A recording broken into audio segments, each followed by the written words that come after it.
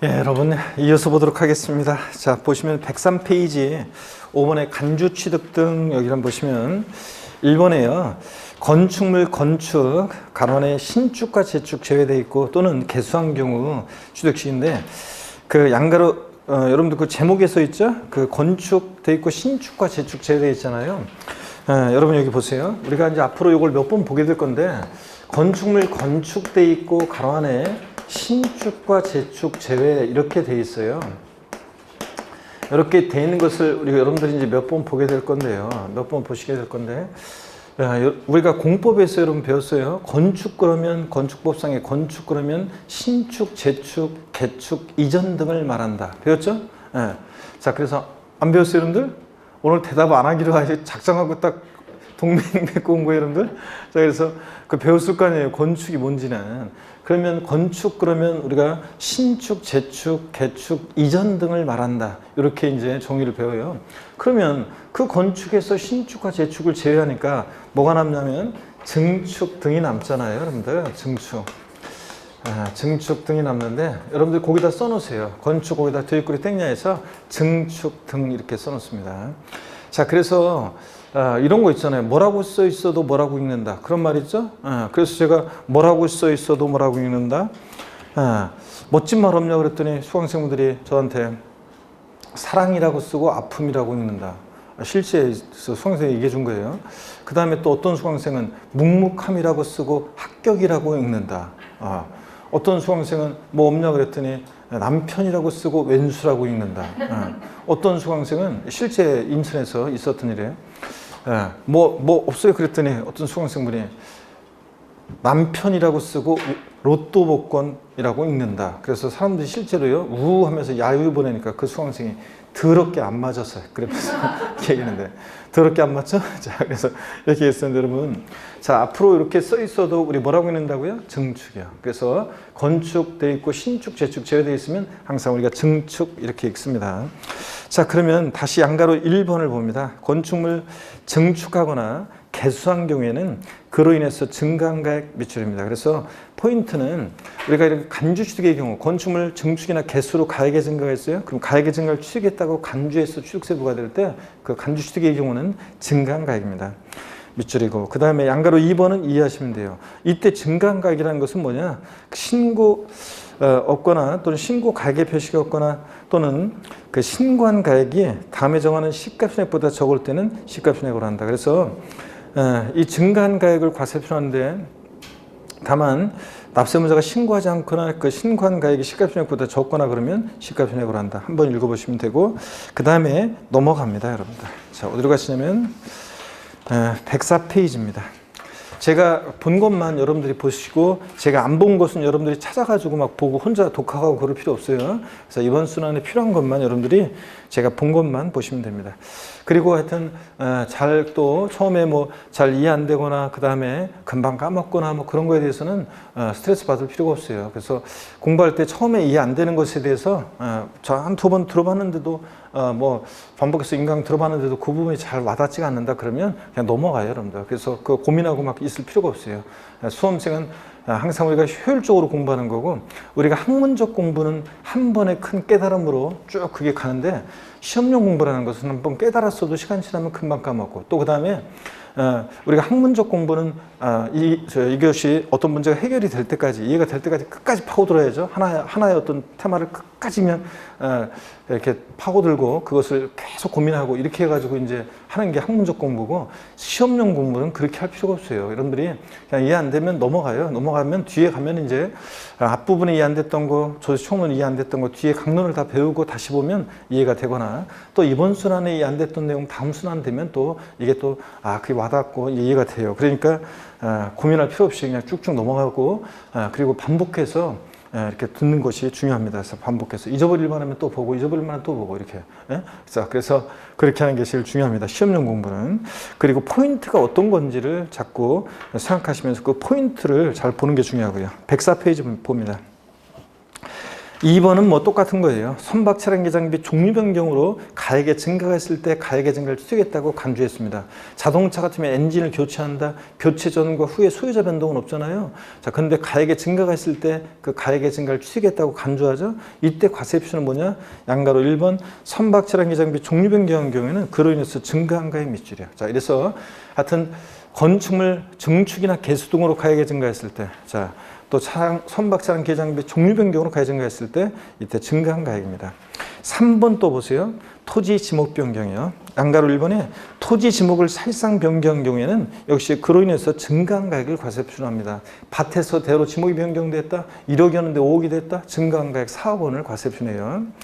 밑줄이고. 근데 양가로 2번 다만 신고 없거나 신고가액 표시가 없거나 그 신고한 가액 시가총액을 다 적으면 시가총액으로 한다. 이런 거 한번 읽어보시고 양가로 3번 이때 토지 지목 변경으로 인해서 증가한 가액이라는 것은 뭐냐? 토지 지목이 사실상 변경된 때를 기준으로 해서 밭에서 대로 지목이 변경된 때 그때를 기준으로 해서 지목 변경 전의 시가총액과 지목 변경 후에 시가총액의 차액을 말합니다. 자, 1억이었는데 5억이 됐다? 그럼 증가한 가액, 그 4억 원이요. 차액을 과세 표준합니다. 양가로 4번 밑줄이요. 다만 판결문이나 법인장부로 토지 지목비용이 등비용이 입증될 때는 그 비용으로 한다 밑줄이요. 자, 그러면 여러분 어떤 거냐면 우리가 자, 사례를 한번 보세요. 예를 들어서 갑이라는 사람이 지목을 변경해요. 밭에서 대로요. 지목을 변경하는데 이 지목 변경의 경우에 지목 변경 전에 시가총액이 1억 원, 지목 변경 후에 시가총액이 5억이 됐어요. 그러면 과세 표준금액은 얼마가 된다고요? 그렇습니다. 증가한 가액이 과세 표준인데 증가한 가액, 지목 변경 후에 시가총액에서 전에 시가총액을 뺀 그 차액이요. 얼마예요? 4억 원. 이게 과세 표준이 됩니다. 근데 이번에 이렇게 하겠습니다. A라는 법인이 지목을 변경해요. 밭에서 공장 용지로 지목을 변경합니다. 근데 지목 변경 전에 시가총액이 1억이고 지목 변경 후에 시가총액이 5억이 됐어요. 그랬을 때 다만 이 법인이 지목 변경하는데 든 비용, 소요된 든 비용이 지목 변경하는데 든 비용이 예를 들어서 2억 2천만 원입니다. 이 지목 변경의 든 비용이 법인장부로 이 법인의 법인장부로 증명되는 경우입니다. 취득세 과세 표준금액은 얼마예요? 예? 얼마? 자, 계산이 빠르신 분들은 2억 8천이요. 그래서 왜요? 그러면 증가한 가액 4억에서 비용 1억 2천 뺀 2억 8천이요. 그런데 세법은 너무 앞서가면 안 돼요, 여러분들. 지금 보니까 자, 파산에 우리가 자, 판결문이나 법인장부로 지목 변경의 든 비용이 입증될 때 뭐로 한다고요? 이 든 비용이요. 자, 그래서 요 1억 2천을 과세 표준합니다. 지목 변경 든 비용. 자, 근데 일반적으로는 뭘 과세 표준한다고요? 증가한 가액이요. 지목 변경 후의 시가총액과 전의 시가총액의 차액을 우리가 과세 표준으로 합니다. 요거 차이점만 비교하면 돼요. 일반적으로는 증가한 가액이고 지목 변경. 다만 판결문이나 법인 장부로 지목 변경의 든 비용 입증될 때 뭐로 한다? 든 비용. 요거만 알면 됩니다. 그 다음에 4번 한번 볼게요. 건축물을 건축하거나 대수원의 과세 표준이요. 법인이 아닌 자가 대시 끊습니다, 여러분들. 이렇게 끊고요. 그러니까 개인을 말하는 거죠. 법인이 아닌 자가 건축물 건축하거나 대수원하여 취득하는 경우로서 대시 끊고요. 그 다음에 법인장부에서 입증되는 가격이 여기가 포인트예요. 100분의 90. 이걸 100분의 80으로 바꿔서 나온 적이 있는데 100분의 90을 넘는 경우에는요. 자, 대시 끊고 시가총액 및 사실상 취득가액을 과세 표준하는 규정에도 불구하고 다음의 금액을 합한 금액을 취득가액으로 모아 과세 표준을 산정한다. 그래서 쫙 밑줄인데 다만 대시 끊어서 여러분이 기억합니다. 법인이 아닌 자가 건축물 건축하거나 대수원하여 취득하는 경우인데 법인 장부로 몇 프로 넘게 입증될 때 다음의 금액을 합한 금액으로 하느냐? 90% 넘게 입증될 때요. 자, 어떤 금액을 합한 금액을 과세하느냐? 동그라미 1번 법인 장부로 증명되는 금액 90% 넘게. 이 법인 장부로 증명되지 않는 금액 중에서 소득세법상의 계산서나 부가가치세법상의 세금 계산서 등으로 증명되는 금액. 또 그 다음에 동그라미 3번 부동산을 취득하는 경우에 주택도시기금법 규정에 따라 매입한 국민주택 채권을 105페이지 넘어갑니다. 해당 부동산 취득 이전에 양도함을 발생하는 매각자손, 즉 채권 매각자손 이런 것들을 합한 금액을 발표해요. 포인트는 그 100번의 92포인트입니다. 자, 여러분요. 아니 법인이 아닌 자가 개인이라면서요. 개인인데 법인 장부를 작성 기록하나요? 아니에요. 이거는 우리가 뭐냐면 우리 같은 개인이 건축물 건축하거나 대손할 때 시공업체한테 맡길 거 아니에요. 그럼 그 법인의 법인장부로 취득가격이 건설하는 데 비용 이런 것들이 90% 넘게 입증될 때 우리가 개인적으로 제가 예를 들어서 용역을 줄 수도 있고 자재를 구입하기도 하고 막 그랬습니다. 10% 미만. 자, 그랬을 때는 이 법인장부로 90% 넘게 증명되는 금액, 또 소득세법상의 계산서나 부가세법상의 세금계산서 등으로 증명되는 금액, 또 채권 매각 자산 이런 것들을 합한 금액을 과세표준합니다. 자, 법인이 아닌 자가 건축하거나 대리선을 취득하는데 포인트요. 법인장부로 몇 프로 넘게 입증될 때? 90%예요. 100분의 90을 넘게 입증될 때요. 100분의 80으로 바꿔서 나온 적이 있습니다. 이게 포인트라는 거.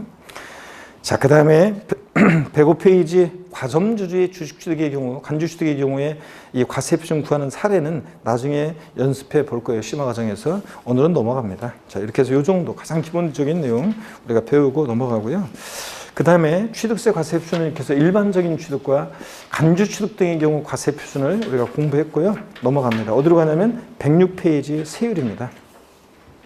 제8절 세율도 별표에 쓰게 합니다. 이 세율이 거의 매년 한두 문제씩 나오는데 이게 29회 시험 때 안 나왔고 그 다음에 30회 시험 때 이게 안 나왔어요. 30회 때.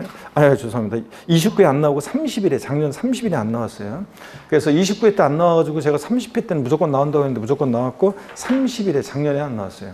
우리가 작년 여름에 우리가 취득에 대해서 취득세 중과세하는 그런 중요한 변화가 있었는데 시험 막판에 변화가 개정이 있어서 그런지 출제자가 부담이 되는지 출제를 아예 안 했는데요. 올해는 하여튼 세율이 중요합니다. 그래서 잘 보셔야 되고 별표 3개고요.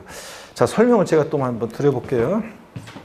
취득세는 세율 구조가요. 세율 구조가 어떻게 되어 있냐면 차등 비례세율 구조로 되어 있어요. 차등 비례세율 구조로 되어 있습니다. 자, 그래서 이게 무슨 말이냐. 일단 용어 설명을 한번 드려보면 비례세율이라는 게 뭐냐면 한번 보세요. 이렇게 그래프가 이렇게 있어요. 이쪽은 과세표준 금액의 크기고 과표. 그 다음에 이쪽은 세율이에요. 자, 그랬을 때 미리 말씀드리면요. 일반적인 토지나 건축물을 유상승계 취득, 즉 매매로 취득했다 그러면 취득세 통상적으로 적용되는 세율은 4%입니다. 근데 1억짜리를 취득하더라도 4%고요. 5억짜리를 취득하더라도 4%고요. 10억짜리를 취득하더라도 4%예요. 그러니까 과세표준금의 크기와 상관없이 세율이 4%로 일정합니다. 1억짜리를 취득하든 5억짜리를 취득하든 10억짜리를 취득하든 매매로 일반적인 부동산을 취득하면. 그래서 이럴 때 세율을 과세표준과 세율의 함수관계가 비례관계에 있다 그래서 비례세율 이렇게 얘기합니다. 비례세율이요. 주로 비례세율은 취득세나 등록면허세 같은 애들이 비례세율 구조로 되어 있고요. 그 다음에 과세표준 금액이 커지면 커질수록 세율이 높아지는 것을 우리가 누진세율이라고 해요. 자, 과표가 커지면 커질수록 더 높은 세율 좀 받아요. 이게 누진세율인데 누진세율은 주로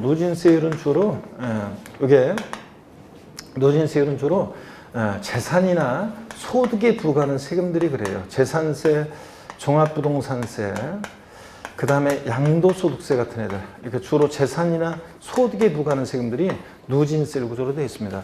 당연하죠, 여러분들. 1억짜리 주택 갖고 있는 사람하고 10억짜리 주택 갖고 있는 사람하고 재산세 똑같이 부과하면 안 되잖아요.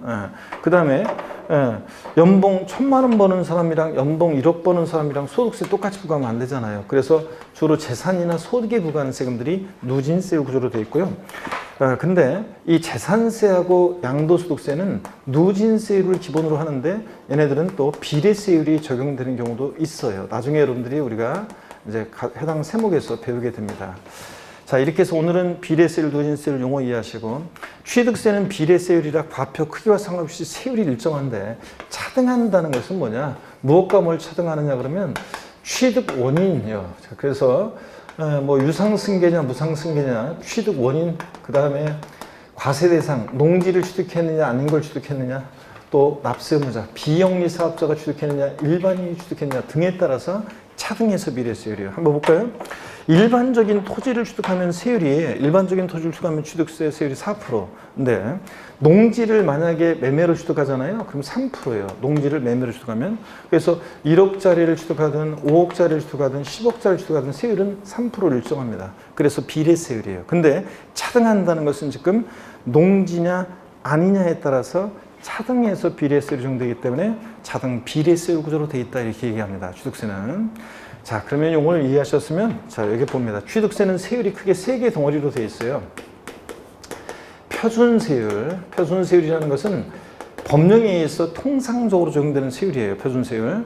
그 다음에 중과세율, 세율을 무겁게 매기는 중과세율, 또 그 다음에 특례세율, 이렇게 해가지고 크게 세 개 덩어리로 되어 있어요. 취득세 세율은. 자, 근데 이 표준세율이라는 건 어떤 거냐면 법령에 의해서 통상적으로 적용되는 세율인데, 이따 보겠지만 여러분요, 이 취득 원인 등에 따라서 다양합니다. 취득 원인 등에 따라서 세율이 다양해요. 이따가 이제 우리가 외워야 되고요. 이것을 다양하고. 그 다음에 지자체상은 취득세 표준세율의 플러스 마이너스 50% 범위 내에서 있죠. 50% 범위 내에서 더하고 빼고 가감 조정할 수 있습니다. 더하고 빼고 가감 조정할 수 있다. 자, 그래서 그러니까 세율을 조정할 수 있으니까 탄력적으로 세율을 적용할 수 있다. 그래서 탄력세율을 적용할 수 있다. 이렇게 얘기합니다. 탄력세율을 적용할 수 있다. 자, 이렇게 얘기하고. 그럼 여러분 보세요. 50% 범위 내에서 가감 조정하는데 미리 말씀드리면 우리 주요 부동산 지방세 세금들 있잖아요. 부동산 관련 지방세 주요 세금들은 다 지자체장이 이 통상적으로 적용되는 표준세율의 50% 범위 내에서 가감 조정할 수 있습니다. 근데 취득세, 등록면허세, 재산세 등등이요. 근데 작년 시험에 등록면허세 문제에서 등록면허세는 부동산 등기 시 표준세율의 60% 범위 내에서 가감 조정할 수 있다. X여러분들 다 50% 범위 내에서 가감 조정합니다. 그 다음에 그러면 취득세 세율이 보세요 여러분. 통상적으로 유상승계 취득, 매매 등으로 취득했을 때 통상적으로 취득세는 4%라고 했잖아요. 그러면 가감 조정의 50% 범위 내에서 자 4%의 절반은 2%고 그럼 플러스 50%예요. 그러면 취득세는 최대 플러스 50% 하니까 몇 프로예요? 6%. 자 마이너스 50% 하면 최저 그러면 2% 범위 내에서 조정할 수 있다는 얘기인데 그러면 똑같이 뭐 1억짜리 부동산을 취득했어요. 그러면 각 시도마다 어느 도는 탄력세율 적용해서 어느 도는 6%, 어느 도는 4%, 어느 도는 2%, 각 시도마다 다르냐? 그렇지 않습니다. 조세 정책 목적상요. 재산세는 실제적으로 탄력세율 적용하는데 요건하에 할 수 있는데 하고 있는데 근데 취득세는 각 시도마다 실제적으로는 탄력세율 적용하지 않고 있어요. 그래서 모든 시도가 똑같습니다. 근데 공부하는 수험생인 우리는 법령에 취득세 실제적으로 탄력세를 적용하지 않고 있지만 50% 범위 내에서 가감 조정할 수 있다고 되어 있으니까 우리는 할 수 있다 이렇게 알아두시면 됩니다. 자 그러면 교재를 보겠습니다. 106페이지 제8절 세율이요. 취득세 세율 구조는 취득 물건의 성격에 따라 표준세율과 중과세율 그리고 이제 특례세율로 나눠지는데 법령에서 통상적으로 적용되는 표준세율 거기 나와 있고요. 그 다음에 여러분요 107페이지 개념 플러스 잠깐 한번 볼게요. 세율을 적용해서 1번을 한번 볼게요. 지방자치단체장은 조례로 정한 바에 따라서 취득세 세율을 표준세율의 몇 프로 범위 내에서요? 100분의 50 범위에서 가감할 수 있습니다. 그래서 세율을 탄력적으로 적용할 수 있으니까 탄력세율이 적용된다고 얘기합니다. 나머지 내용들은 지금 볼 거 아니고요. 다시 여러분들 106페이지 표로 옵니다. 그래서 이 취득 원인 등에 따라서 과세상 등에 따라서 이것을 세율을 여러분들이 외우셔야 되거든요. 자, 그래서 이게 어떤 건지 제가 이제 암기 방법을 알려드릴게요. 현재 여러분 취득세는 이렇게 세 개 덩어리 표준세율, 중과세율, 특례세율로 되어 있는데 우리가 나중에 이제 중과세율과 특례세율은 오늘 중과세율의 일부만 배우고 자세한 내용들은 우리가 다음에 공부합니다. 왜냐하면 이건 세율이 공부가 좀 되어 있고 또 민법적인 지식이나 공시법적인 지식이 좀 되어 있을 때 이제 공부를 해야지 이게 나중에 이제 이해가 되기 때문에 이건 심화 과정에서 우리가 공부할 거고요. 오늘은 표준세율만 오늘 공부하고 합니다. 자, 여러분 취득세 현재 세율은 어떻게 되어 있냐? 그러면 이렇게 되어 있어요. 2010년도까지 취득세라는 게 있었고요. 지금도 있지만 그 다음에 등록세가 있었어요. 2010년도까지 등록세가. 그래서 우리가 부동산을 취득하면 취득세 신고 납부하고요. 등기할 때 등록세를 신고 납부했었어요. 2010년도까지는. 근데 뭐하러 두 번 신고 납부하냐. 한 번 해야자. 그래서 세목관소에 따라서 이것을 취득세로 통합을 시켰습니다. 그래서 지금 우리가 취득세를 내면요, 여기에는 옛날 등록세 비용이 포함되어 있는 거예요. 자, 예전에 취득세는 세율이 간단했어요. 중과세 대상이 아닌 한은 그냥 원시 취득이든 승계 취득이든 무상이든 유상이든 옛날에는 취득세가 무조건 2%였어요. 그런 세율이. 근데 등록세가 등기하면서 등록세 세율이 등기 원인 등에 따라 복잡했어요. 그래서 이것을 암기 방법을 통해서 암기를 했어요. 암기 방법을 통해서 이제 이걸 암기를 했는데 이게 통합된 게 지금 현재 취득세고요. 근데 제가 취득세 지금 표준세율 암기는요, 옛날 등록세 세율 암기 방법으로 외워요. 자, 왜 그러냐면 요것을 분리해서 공부를 해야지, 이게 지금 현재 취득세 세율은 옛날 취득세와 옛날 등록세 세율이 통합된 거기 때문에 이걸 따로 구분해서 공부를 해야지 현재 취득세 세율 체계를 이해하기가 쉬워요. 그 다음에 또 나중에 이제 등록면허세에서 이거 외운 것을 바로 써먹을 수 있기 때문에 옛날 등기 비용에 대한 등록세 세율 암기 방법을 제가 스토리텔링으로 알려드리고 이것을 외운 다음에 2% 플러스하면 통합된 취득세입니다. 자, 그러면 스토리를 통해서 제가 취득세 표준세율 암기 방법을 좀 알려드리려고 합니다. 갑이라는 한 젊은 애가 있어요. 어려서 조실부모였습니다. 여러분, 우리가 어려서 부모를 여의었다. 자, 그러면요, 그 뭔가 머릿속에 그려지는 떠오르는 게 있죠. 특히 있잖아요. 저희 부모님, 저희 이제 작년에 아버지 돌아가시고 홀로 되신 엄마 이제 주로 평일 저녁 때 보시는 드라마가 있어요. 제가 그 공감대를 좀 형성하기 위해서, 그렇잖아요. 뭐 얘기가 이제 뭔가 공감대가 있어야 되는데, 그래서 공감대를 형성하기 위해서 제가 그 부모님 보시는 드라마를 부모님 때 가면 가끔씩 이제 보고, 그 다음에 제가 시간 없을 때는 인터넷으로 이제 대부분 시간이 없으니까 인터넷으로 스토리를 대충 그거를 이제 봐요. 그래가지고 대충 어떻게 돌아가는지를 대충 이제 이렇게 알고 있어야지 얘기를 할 수 있잖아요. 그래서 얘기를 하는데 그 드라마 관련해서 그러면 이제 보면요, 제가 이렇게 그 드라마를 가끔씩 가다 보면은 머리가 터질 것 같아요. 하여튼 막장에 막장, 출생의 비밀 뭐 섞어가지고 하여튼 야 진짜 그 드라마 어떻게 그렇게 만드는지. 그래서 그런 분들은 이제 그런 자극적인 그런 드라마를 굉장히 좋아하시더라고요. 근데 저는 공감이 안 되는데, 어떻든 간에 그런 드라마를 보다 보니까요, 제가 딱 드라마 공식이 있더만, 딱 드라마 공식이 있어요. 자, 여자 주인공인데 어려서 조실부모였습니다. 드라마 속의 그 여자 주인공은 일단 드라마 공식, 얼굴이 예뻐요, 안 예뻐요? 예쁘죠? 그 다음에 그 여자 주인공은 성격이 쾌활 모드예요, 우울 모드예요? 이런 것도 여러분 대답을 못해? 쾌활 모드지. 시키니까 역경을 헤쳐나가야 되니까. 여러분들이 드라마 그런 거 안 보시는구나. 예. 자, 어떤 간에 그 여자 주인공 있잖아요. 여자 주인공은 남자를 만나요, 안 만나요? 만나죠? 그 드라마 속의 남자 주인공은 얼굴이 잘생겼어요, 못생겼어요? 잘생겼지. 집안이 빵빵해, 안 빵빵해? 빵빵하고. 둘의 사이를 시어머니 될 사람이 반대를 해야 하네요. 반대하죠? 아이고, 목소리 크게 잘 대답하시네, 역시. 그렇잖아요? 그래서 반대하고. 근데 둘이 막 어떻든 간에 뭐 사랑을 키워나갑니다, 우여곡절 속에. 근데 이 드라마 중반 이후에 갑자기 안 나왔던 중견 남자 배우가 나타나요. 자, 그 남자 누구냐? 얘가 천의 고환자였더니 생부가 살아있었죠?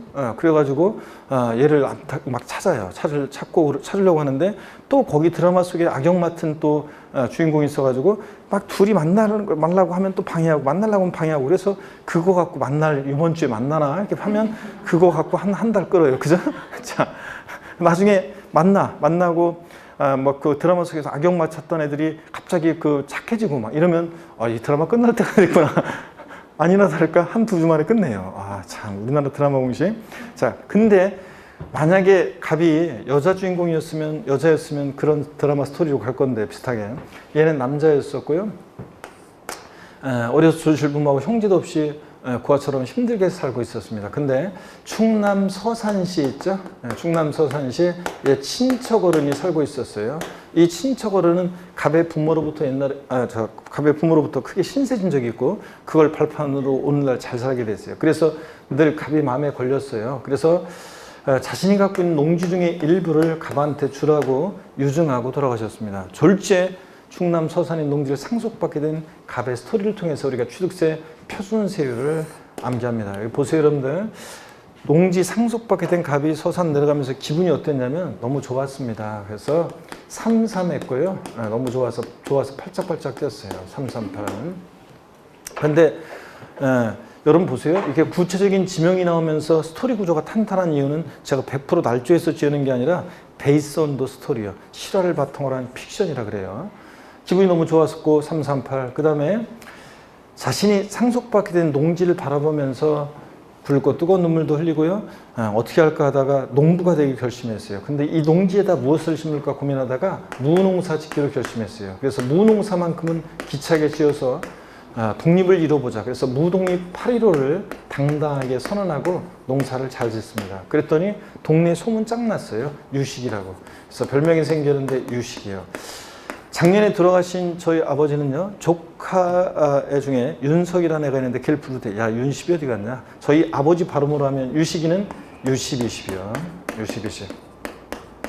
그 다음에 서울에 농민대회 걸렸는데 얘가 서산시 대표로 해서 참석하게 되는데 그 당시에 김영삼 정부 출범 시절이어서 청와대 초청받아서 점심때 칼국수 얻어먹고 있죠. 선물 하나 받고 내려왔는데 유명한 시계가 있었어요. 원판, 오리지널 원판 영삼시계 있죠. 오리지널 원판 영삼시계 선물로 받고 내려왔습니다. 여러분, 영삼시계. 자, 그러면 이 스토리를 일단 외우시는 게 중요해요. 스토리를 외우면 처음에는 복잡한 것 같지만 나중에는 이거 이제 자유자재로 우리가 활용할 수 있게 됩니다. 먼저 발음을 좀 부드럽게 하기 위해서요. 발음을 부드럽게 하기 위해서 요거 338인데 상삼팔로 원판, 오리지널 원판 영삼시계인데 원팔로 발음하겠습니다, 여러분. 앞에 거는요. 앞에 거는 다 취득 원인입니다. 상속, 무상승계 취득, 유상승계 취득, 원시 취득, 03, 빵3, 03. 우리가 아라비아 숫자 0을 0이라고도 하고 빵이라고도 하잖아요. 03, 빵3, 03. 공유물, 합유물, 총유물, 분할로 인한 취득입니다. 이렇게 해서 취득 원인이 있고. 그 다음에 세법에서 세율은, 취득세 세율은 천분일 단위로 표시돼요. 이거 적지 마시고 이따가 쉬는 시간에 사진으로 찍어 가신 다음에 다음 주까지 숙제를 내드립니다. 스토리 외워갖고 오세요. 다음 주에 제가 시작할 때 외웠는지 못 외웠는지 확인할 거니까. 스토리 외우셔갖고 오시고 사진을 찍어 가셔가지고 스마트폰으로. 지금은 여기 봅니다. 세법에서 세율은 천분일 단위로 취득세 세율이 표시되는데 1000분의 3, 1000분의 8, 1000분의 8, 1000분의 15 이렇게 천분일 단위고요. 앞에 게 예외적인 것에 대한 세율이에요. 앞에 게 예외적인 것에 대한 세율이고요. 요게 그 다음에 뒤에 것이 이제 일반적인 경우 세율입니다. 그럼 하나하나 설명을 드려볼게요, 여러분들. 우리가 상속으로 취득을 했다. 자, 보세요. 상속으로 취득을 하면 상속으로 취득했을 때 취득세 세율은 상삼. 앞에 게 예외적인 거라고 그랬죠? 농지를 상속으로 취득하잖아요. 잘 보세요. 1,000분의 3이에요. 1,000분의 3이니까 0.3%죠? 100분의 1로 하면 0.3%인데 이거는 지금 우리가 뭘 외우고 있는 거냐면 옛날 등록세 세율, 등기비용 외운 거잖아요. 여기다 2% 플러스 해야지 통합된 취득세 세율이 돼요. 그래서 2.3%입니다. 상속으로 농지를 취득하면. 자, 농지 이외의 것을 상속으로 취득하잖아요. 그러면 상삼팔, 0.8%인데 역시 이건 등기비용이고 2% 플러스 하니까 2.8%입니다, 여러분. 그래서 주택을 상속으로 취득했을 때 취득세 표준세율은 물어보면 상속 상삼팔에서 주택이니까 뒤에 거죠? 상삼팔 2.8%입니다. 농지를 상속으로 취득했다? 상삼 2.3%고요. 그 다음에 무독립 8.15 선언하는데 무상승계 취득이에요. 우리가 상속도 무상승계 취득인데 상속도 무상승계 취득인데 이 상속을 제외한 증여나 기부 등을 통해서 무상취득했다 그러면 무독립 8 앞에 게 예외적인 거라고 했죠. 비영리 사업자야. 무슨 제사, 종교단체, 사회복지법인, 학교법인 같은 비영리 사업자가 증여나 기부받아 취득했다. 무독립 8 0.8%에다가 2% 플러스해서 2.8%입니다. 자, 그 다음에 일반인이 증여나 기부받았다. 자, 여러분들이 누군가로부터 증여받았어요. 그래서 취득하면 무독립 8.15 1,000분의 15니까 1.5%인데 1,000분의 15. 근데 이건 등기비용이고 2% 플러스 하니까 몇 프로요? 3.5%입니다. 그래서 여러분, 자, 사회복지법인이 독지가로부터 기부를 받아서 취득했다. 그러면 취득세 세율은 사회복지법인이 독지가로부터 기부받아 취득했다. 무상취득이니까 무독립 8 이런데 비영리 사업자니까 취득하니까 무독립 8, 2.8%고요. 그 다음에 일반인이 그냥 그런 말 없이 비용이 사업자란 말 없이 증여받아 취득했다? 그럼 무동의 8, 1호 3.5%입니다. 여러분들이 증여받으면. 그 다음에 유식으로 소문 짱 나는데 이거 유상승계취득이에요. 유상승계취득 그러면 매매, 교환, 그 다음에 공매, 경매 다 이거 유상승계취득이죠. 매매나 공매, 경매 등으로 취득했을 때요. 시험에서는 농지를 교환으로 취득했을 때 취득세 표준세율은 뭐 이렇게 물어봐요. 또는 농지 이외 부동산을 뭐 토지를 유상승계 취득했을 때 취득세 표준세율은 이렇게 물어보기도 하고요. 자, 그래서 매매, 교환, 공매, 경매로 유상 취득했다. 유십, 20인데 앞에 게 예외적인 거죠. 그래서 만약에 농지를 매매, 교환 등으로 유상승계 취득했다 그러면 요 10, 1,000분의 10이니까 1%죠. 근데 이건 등기병이고 2% 플러스 하니까 몇 프로가 돼? 3%입니다. 그래서 농지를 매매, 교환 등으로 유상승계 취득하면 몇 프로냐? 3%입니다. 61%에다 2% 플러스요 3%. 농지 이외의 부동산을, 자, 주택은 또 따로 세율이 정되고요. 농지하고 주택 이외에 일반적인 부동산을, 토지나 건축물을 매매, 자, 교환 등으로 취득했다. U12시 1,000분의 22%인데 이건 등기 비용이고 여기다 2% 플러스 하니까 몇 프로가 됩니까? 4%예요. 그래서 누가 여러분한테 있죠? 취득세에서 유상승계 취득했을 때 취득세 표준세율은 몇 프로냐 그러면 일반적으로 몇 프로냐면 4%라고 얘기하시면 됩니다. 표준세율 4%고요. 그 다음에 원파 03식에서 원은 원시 취득입니다. 건축물 신축, 재축하거나 매립간 촉으로 토지를 취득하거나 원시 취득이죠. 원팔 몇 프로냐면 2.8%입니다. 원팔 2.8%. 1,000분의 8, 0.8%에다 2% 플러스해서 2.8%요. 원팔 03시계인데 자, 요거 어떤 거냐면 공유. 우리가 0을 공이라고도 하고 빵이라고도 하잖아요. 공유, 그 다음에 합유, 총유, 공유물이나 합유물, 총유물 같은 거 있죠. 이런 것들 분할로 인한 취득은 0,3이니까 1,000분의 3에다 2% 플러스 하니까 몇 프로냐? 2.3%입니다. 그래서 2.3%고 03시계 03빵3 03 2.3%. 그래서 이 스토리를 여러분들이 배웁니다. 일단은 5줄의 스토리부터 외웁니다. 상삼팔, 무동이 815, U1210, 원팔, 03시계. 다 같이 에브리바디요. 시작. 상삼팔, 무동이 815, U1210, 원팔, 03시계. 이렇게 해서 이걸 무조건 다음 주까지 외웁니다. 상삼팔, 무동이 815, U1210, 원팔, 03시계. 이 스토리를 외워갖고 오시면 자유자재로 활용할 수 있도록 도와드립니다. 여러분 보세요. 취득세에서 표준세율 중에서 세율이 최고 높은 것은 U1210, 4%가 최고 높아요. 그 다음으로 높은 게 무동이 815, 일반인이 증여받았을 때 3.5%가 그 다음으로 높고, 그 다음으로 높은 게 U10, 농지를 매매 교환 등으로 유상 취득했을 때 3%가 그 다음으로 높고요. 자, 표준세율 중에서는 상삼, 03, 이게 제일 낮고요. 2.3%가. 그 다음에 시험에서 또 주택을 상속으로 취득했을 때 표준세율과 같은 거 골라봐라. 그러면 이게 스토리로 외워져 있지 않으면 풀 수가 없어요. 주택을 상속으로 취득했을 때 세율과 같은 거, 상삼 8하고 같은 거, 무동이 8 같고 원 8 같고요. 여러분들. 자, 이렇게 해서 스토리를 무조건 외워둡니다. 다 같이 한 번만 더 해봅니다. 스토리 시작. 상삼 8, 무동이 815, U1210, 원 8, 03식입니다. 이 스토리가 외워져 있으면 나중에 이제 활용하는 것은 제가 계속 도와드립니다. 자, 이렇게 해서 교재를 한번 봅니다. 106페이지 보시니까요. 유상승계 취득이 제일 먼저 나오는데 그 유상승계 취득에다가 옆에다가 여러분 유상승계 취득 제목 아래에다가 아니면 옆에다가 요걸 써놓으세요. 유상승계 취득 매매, 교환, 공매, 경매요. 요걸 써놓습니다.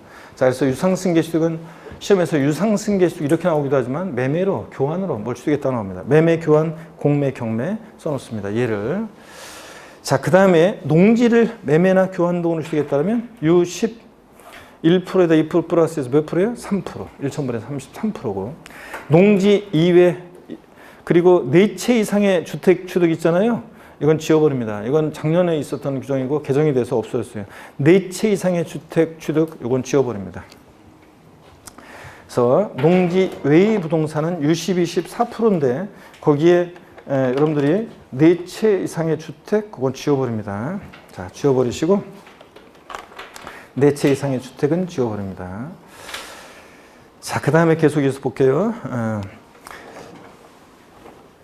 주택을 유상거래로 취득했을 때인데, 주택을 유상거래로 취득했을 때인데 1%부터 3%까지 취득가격에 따라 낮은 세율이 적용되는 주택을 유상거래로 취득했을 때 낮은 세율이 적용되는 경우가 있는데, 어떤 경우에 그렇냐면 그 비고란을 보세요. 조정대상 지역 내에서는 1세대 1주택을 취득할 때만 1에서 3%가 적용돼요.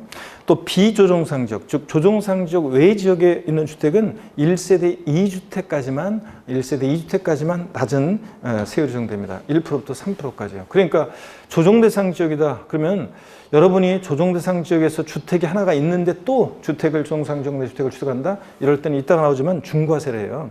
세율이 8%로 이제 중과세하고요. 그래서 여러분들이 조정상 지역에서 주택이 없는 사람이 1세대가 주택을 취득할 때가 이제 이거 적용되고, 또 주택이 하나가 있어요. 조정대상 지역 내에 있든 외에 있든 하나가 있는데 두 번째 취득하는 그 주택을 기준으로 하는 거예요. 이 두 번째 취득하는 주택이 조정상 지역 외에 있어요. 그 주택을 취득할 때는 역시 1에서 3% 세율이 적용됩니다. 이걸 꼭 주의하시고, 조정대상 지역 대상 주택을 꼭 알아야 되고, 그 다음에 취득 가격이 6억 원이할 때는 이렇게 조정상 지역 내에서 1세대 1주택이나 조정대상 지역 외 지역에서 1세대 2주택을 취득할 때는, 자, 여기 봅니다. 거기 표를 보시고 필기하지, 이건 신경 쓰지 마시고, 그럴 때 6억 원 이하다. 6억까지면 5억이든 3억이든 6억이든 6억에 취득한다 그러면 1,000분의 11%예요. 그 다음에 취득 가격이 6억 초과 9억 원 이하일 때는 복잡해요. 취득 당시 가격에다가 3분의 2억 원 곱하고 3을 빼고 여기서 100분의 1, 백분율을 곱해요. 근데 이렇게 해서 뭐 시험에서 예를 들어서 주택을 유상거래 취득하는데, 조정상 지역에서 1세대 1주택 취득하는데 만약에 취득 가격이 8억 3,500만 원일 때 취득세 표준세율은 이런 식으로 무책임하게 물어볼 가능성은 낮고요. 여러분들이 요거만 그 옆에다가 저 표 옆에다가 그러니까 6억 초과 9억 원이야 거기 공란에다가 요걸 좀 적어 놓으세요. 뭘 적어 놓냐면 7억 5천일 때, 7억 5천만 원일 때 취득하는 가격이 7억 5천만 원이다. 자, 그러면은 7억 5천만 원일 때는 2%예요. 취득 당시 가격에다가 3분의 2억 원 곱하고 3을 빼고 거기다 100분의 1을 곱하면 2%가 나와요. 그래서 요거만 딱 외워둡니다. 7억 5천일 때 몇 프로다? 2%다. 이렇게 계산하면, 그럼 절 보세요. 6억 초과하면서 만약에 6억 넘으면서 7억 5천보다 작으면 1점 몇몇 프로 적용된다는 얘기죠. 예? 그렇잖아요. 7억 5천을 기준으로 했을 때. 만약에 7억 5천보다 크면서 9억보다 취득하는 가격이 작으면 2점 몇몇 프로 적용된다는 얘기죠. 그렇잖아요. 7억 5천을 다 기준으로 해가지고, 그래서 7억 5천을만 딱 외워둡니다. 7억 5천에 취득했다. 몇 프로다? 2%입니다. 그거보다 작으면 1점 몇몇 프로, 크면 2점 몇몇 프로, 이렇게. 그 다음에 취득 가격이 9억 원 초과했다 그러면 3%입니다. 1,000분의 33%예요. 자, 그래서 다시요, 중요한 것은 주택을 유상거래로 취득했는데 조정대상 지역 내에서 1세대 1주택을 취득하거나 조정상 지역 외 지역은 1세대 2주택까지만 요 세율이 적용되는 거예요. 1에서 3%. 취득 가격이 6억 원일 때 몇 프로? 6억까지는 1%. 7억 5천일 때 몇 프로? 2%. 자, 그 다음에 9억 초과면 몇 프로다? 3%. 이렇게 딱 기억합니다. 그 다음에 상속으로 취득했을 때는 상자의 동그라미고 농지 1,000분의 23, 2.3%죠. 3의 동그라미, 농지 외 1,000분의 28, 2.8, 8의 동그라미. 암기 어떻게 해요? 머리 글자를 따서 상, 3, 8 이렇게.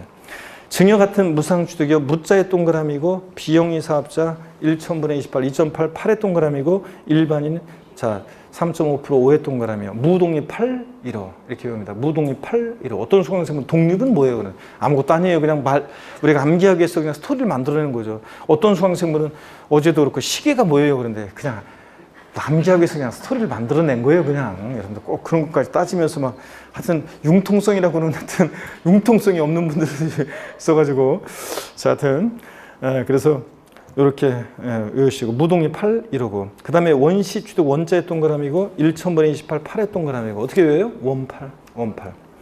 자 그래서 원팔 그리고 비고라는 증축 개수이나 면적 포함 이거는 다음에 심화과정 때 알려드릴게요. 지금 시험 쓰지 마시고 원시 취득 건축물 신축 재축하거나 메리칸 쪽으로 토지를 취득하거나 그랬을 때는 원팔 2.8%입니다. 그 다음에 공유물, 합유물, 총유물, 분할로 인한 수도 공짜의 동그라미고 1,000분의 23, 3의 동그라미고요. 03빵3, 03식이에요. 이렇게 외웁니다. 자, 다 같이 여러분들 표준세율 순서는 바뀌어 있지만 야, 우리는 이 스토리를 외웁니다. 어떻게 외운다고요? 상38, 무동이 815, U1210, 원팔, 03식입니다. 그 다음에 107페이지 실력 체크 문제를 한번 볼게요. 지방세법상 취득세 표준세율이 가장 높은 것은 단 지방세 특례 제한법은 고려하지 않고요. 1번에 상속으로 건물을 취득했다. 암기 어떻게 합니까, 여러분? 상38. 상속주택이니까 상38. 2.8%죠? 자, 2.8%고 넘어갑니다. 저한테 배웠던 분들은 이거 맨날 연습한 거예요, 이렇게. 108페이지 봅니다.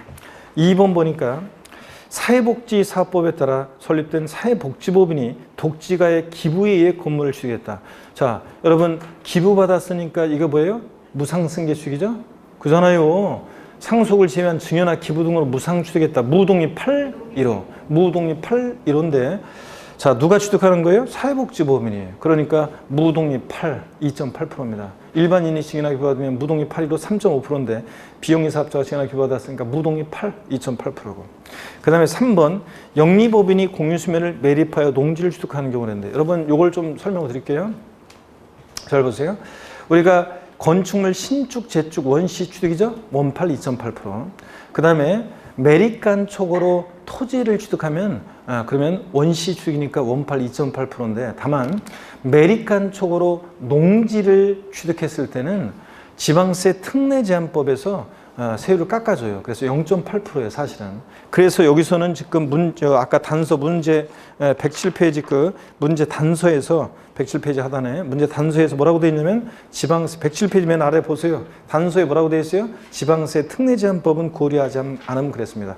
자, 원래는 공유수면 매립간 쪽으로 토지를 취득하면 2.8%인데 공유수면 매립간 쪽으로 농지를 취득하면 지방세 특례 제한법에서 세율을 깎아가지고 0.8%예요. 그렇기 때문에 여기서는 그냥 자, 지방세 특례 제한법은 고려하지 않는다고 그랬으니까 2.8%입니다. 2.8%. 2.8%고. 그 다음에 또 계속 봅니다. 4번이요. 4번. 무주택자가 유상거래를 원인으로 지방세법 규정에 따라 취득 당시가액이 6억 원인 주택을 취득하는 경우.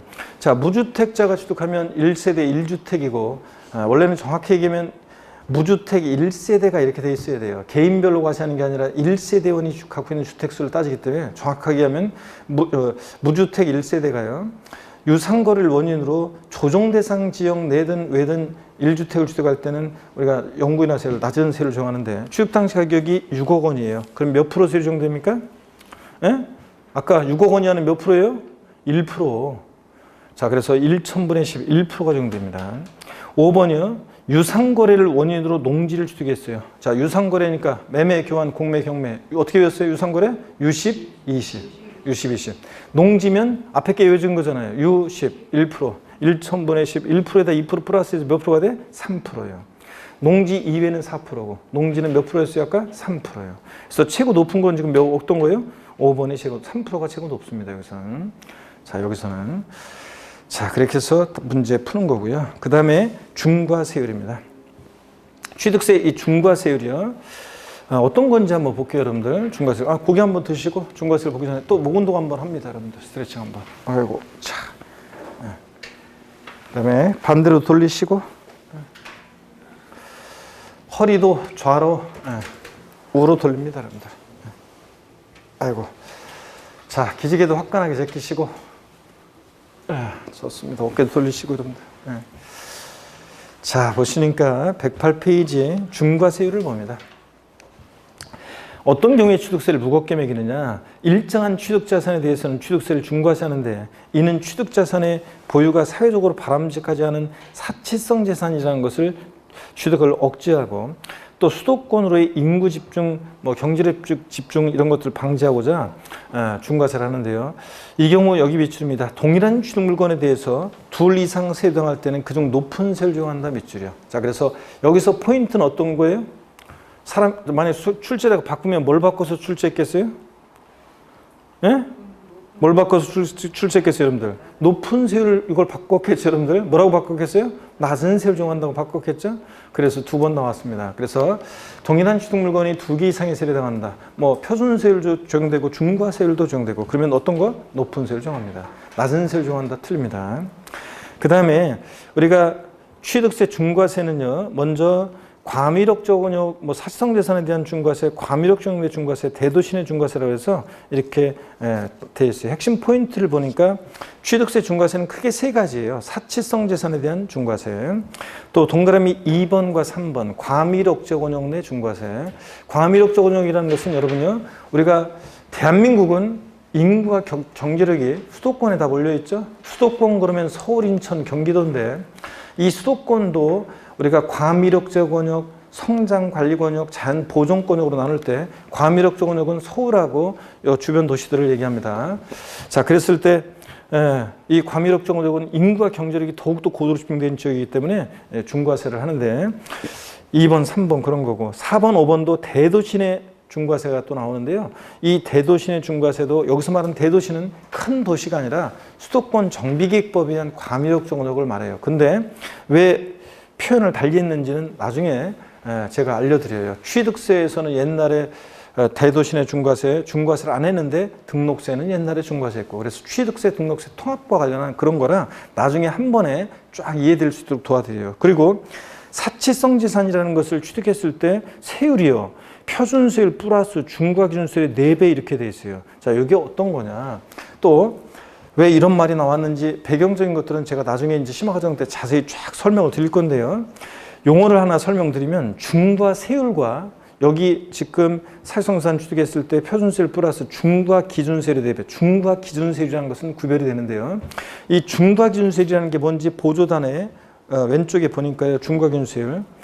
표준세율에 가감하거나 세율의 특례 적용 기준이 되는 세율로서 1,000분의 22%를 말하는데요.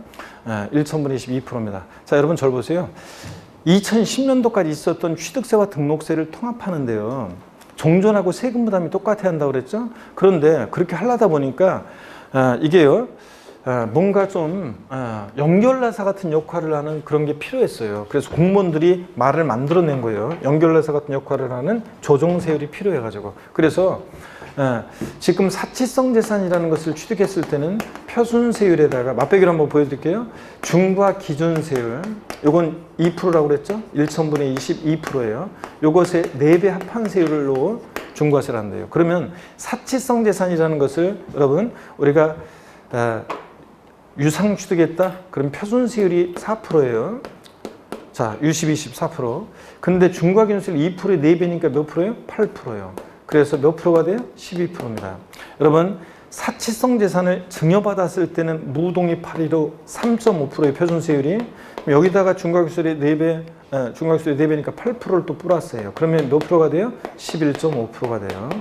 사치성 재산을 원시 취득, 신축했어요. 그럼 원팔 2.8%예요.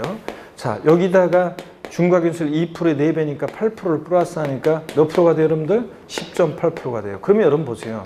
이렇게요, 취득 원인 등에 따라서 쫙 이렇게 돼요, 세율이. 그러면 이거를 갖다가 법령에 쫙 이렇게 해놓으면 너무 복잡하잖아요, 이렇게. 그러다 보니까 이걸 한마디로 통일적으로 규율할 수 있는 말이 없을까 그래서 공무원들이 말을 만들어낸 거예요. 이걸 한마디로 통일적으로 설명하는 게 이거예요. 그래서 사실성재산을 취득했을 때는 표준세율에다가 중과기준세율의 4배 합한 세율을 정한다, 이런 거예요. 자, 그래서 이런 말이 나왔다는 것을 살짝 아시고 그냥 지나가면 제가 다음 심화과정 때 자세히 이걸 딱딱 설명을 드릴게요. 자, 오늘은 여러분 이런 거예요. 자, 뭐가 중요한 거냐면 여러분 보세요. 저 화려한 달을 보세요 그랬는데 왜 내 손가락만 보고 얘기해? 진짜 저 화려한 달은 안 보고 하면서 그런 말 있잖아요. 그런 것처럼 이거는 손가락에 지나지 않아요. 중요한 것은 뭐냐면 표준세율에다가 중과세율 4배 합한 세율로 중과세하는 게 어떤 거냐, 그게 중요해요. 그래서 사치성 재산이 어떤 건지, 또 과밀역적 내 중과세 어떤 것이 과밀역적 내 중과세하는 건지, 그런 게 중요한 거예요. 그래서 이거는 처음에는 복잡한 말 같지만 나중에는 이제 알게 배경적인 걸 이해하시면 별거 아니에요. 나중에 심화과정에서 자세히 소개해 드릴게요. 오늘은 사치성 재산이 어떤 건지는 제가 소개하고 넘어갈 거예요. 세율은 설명하지 않지만, 왜냐하면 뒤에 다른 세금하고 연결이 돼 있어서 사치성 재산이 어떤 건지 제가 소개할 거고요. 109페이지 핵심 포인트를 보면 주택 유상 취득 시 중과세 되는 경우가 있는데, 자, 법인이 주택을 취득하잖아요. 법인은요, 조정 대상 지역 내든 외든 무조건 법인이 주택을 취득하면 무조건 12% 중과세예요. 법인이 유상거래 주택을 취득하면. 근데 개인은 조정 대상 지역 여부에 따라 달라져요. 그래서 조정 대상 지역이 아닌 지역은 1세대 2주택까지는 1에서 3%, 아까 6억 원이야 1%, 9억 초과하면 3% 이 세율 정도예요. 근데